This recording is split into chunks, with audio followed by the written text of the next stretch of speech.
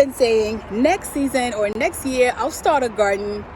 This video is for you, my friend. Let me show you what's still possible when you start a late garden. I started my garden very late. I started transplanting and planting very late. I started in late April, but look, I'm still getting small results. Let me show you. This is what's on my thriving balcony garden, and also known as my kitchen garden, because my kitchen is literally right in here, and I come out and I harvest as needed. So I pick up basil. This is sweet basil. We go nuts for this stuff as needed. So this is my main tower. This is my 7-tier planter, and it houses lettuce, curly broccoli, various types of, this is dinosaur kale, a lot of things that I will come out here and just harvest. So right now it's not exactly ready, but I'm starting to use some herbs. So this is curly parsley, this is regular parsley, this is oregano. We use that stuff a lot, and I've been able to make at least 2 bowls of salad. This is salad, this is salad, this is salad, and the past couple of weeks. So I just cannot wait for this to continue growing. And I started all of this, many of these from seeds, and this is from seeds, this is from seeds. Some of them I transplanted, so you could still get transplants that work for you. This chard, or at the bottom, it's not chard, it's collard green.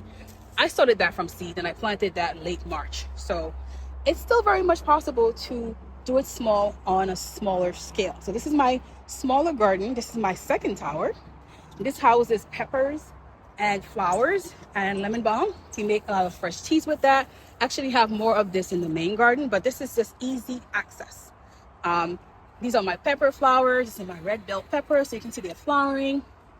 A lot of marigolds and a lot of succession planting, because some of my plants will bolt. My cilantro will definitely bolt, but that's fine because I'll grow others. So you can also succession plan if you have a tower. A Greenstalk make it a lot easier, but you can use other types of stockers as well, towers as well, that are stockable. So I got this from Aldi's, cost me $10. This is my strawberry tower, because last year I put them in the main garden and the birds and the squirrels got to it before I did. So I figured closer proximity means I'll get more of it.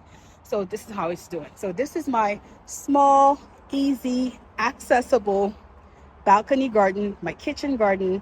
And it reduces my grocery store bills, because I don't buy these herbs and these flowers and these small peppers and tomatoes during gardening season. Let me show you what's growing in my main garden. Disclaimer, I live behind a highway. The highway is behind my fence right here. So noise in the main garden is just really crazy. This is my mint family. So this is lavender, this is lemon balm, and this is mint. And I am so happy with this, how this mint is turning out. I'm going to dry a lot of this to make tea, because during the fall and the winter months, we don't have access to fresh ones. So well, I don't want to buy it. So drying this will be so much fun. So this is my main garden. Let me start in the main garden and I'll take you to the outer part. So in the main garden, we have zucchini that are doing very well, because I was able to trellis them or give them some kind of support. I remember last time I grew them, they didn't do as well because I didn't understand that it needed support, even though it's part of the cucumber family. I don't know. I just, you learn. So it's doing so much better. And this started from seeds. I transferred that outdoors early May. These are my onions, green onions. And honestly, most of them self-seeded, like this one. And those I planted like just a few weeks ago. On this side is rosemary. If you know the benefits of rosemary, memory, and a lot of useful benefits, good for hair, skin, really, really good. Another member of the mint family. This is my herb box. I'm growing a lot of sweet basil, and there are tomato plants in between them. This one is holy basil. This is mint. I don't know why I put this in the ground, but I just felt like, I don't know. and this is sage. So and oregano. So I have a lot of these, and these are herbs that are not only medicinal but culinary. You know, they have a lot of benefits, and I use them to garnish as well as to cook with. On this side, I have pinto beans. I'm really experimenting here. And then here live all my tomato plants. I don't know if it's the best way to trellis or cage them, but these are tomato plants, various chocolate, mushroom tomatoes, and other types of tomatoes that I can't remember right now. Mosquitoes are really biting me. And but these, again, I transplanted them very late, started all of them from seeds, planted them indoors in early or mid-April, and I'm expecting to get tomatoes as early as August. I don't know, I think I'm an optimist, but it should be. So that is this side of the garden. My garden really has two sides, well, the main area, and now we're looking at this side. I don't have much in this bed. I was not successful with everything in this bed. But on this side, I have marigold. This is a Vigo garden bed. Right here, again, more oregano. This self-seeded and came back from last year. I guess oregano is perennial because I planted this last year. It died down. I didn't cover it during the winter months. It died down, and then it's coming back and it's growing even taller. This is a Shoshito pepper plant. I bought this one, and this one is from seed. So I'm hoping, while this one is going to bloom faster, it's already flowering. This one that I planted from seed will be next to it. This is a cucumber plant. It's not doing very well. I'll probably have to trellis it better. And this is, again, sweet basil. Behind here, I have some hibiscus flowers that I planted that I'm experimenting with.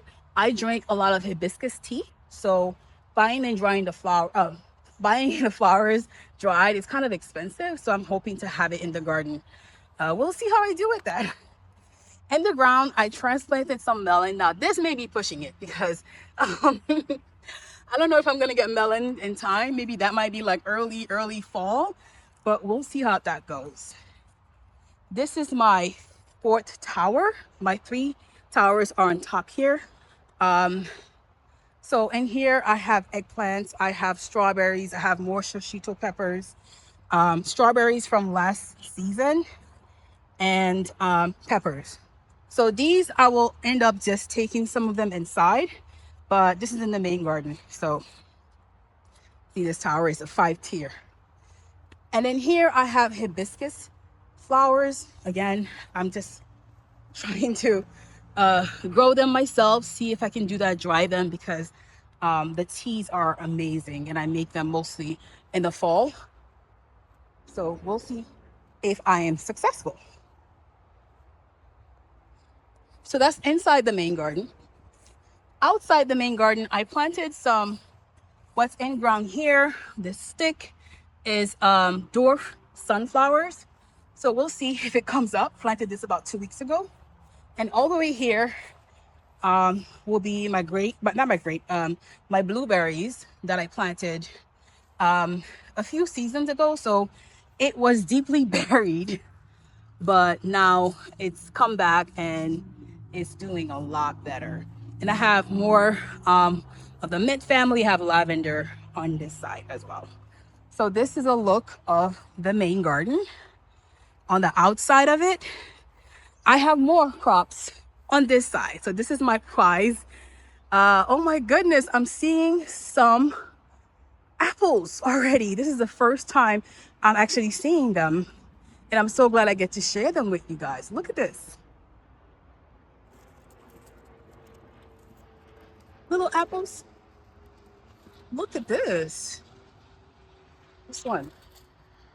And look at this one. Look at them. I did not notice them before. But we bought the property with this apple tree. It's about 7 or 6 years old. And this year I'll be doing something much different. I'll be covering them. You'll see.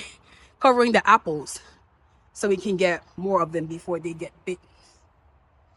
All right, this area is my grapevine. I'm not doing the best job with my grapes, even though I did get grapes last year.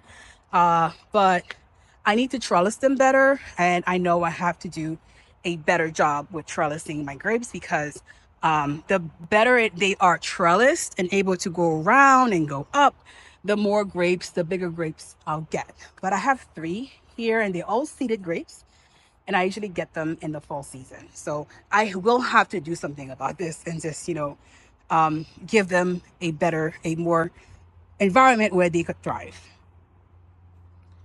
So this is the main garden area.